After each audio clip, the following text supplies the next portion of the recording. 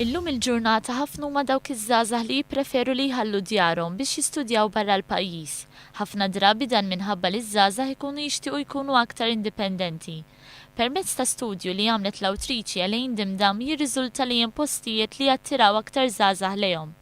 Minkejja ċ-ċokon ta' gżiritna u l-limitazzjonijiet li din tista' ġġib magħha, Malta ġiet ikklassifikata t-tielet l-aqwa minn 25 post li fihom jgħixu iż-żgħażagħ.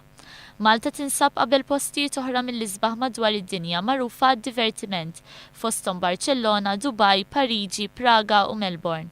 Għalkemm mhuwiex belt, pajjiżna ġie kkunsidrat f'din il-lista minħabba ċ-ċokon tiegħu.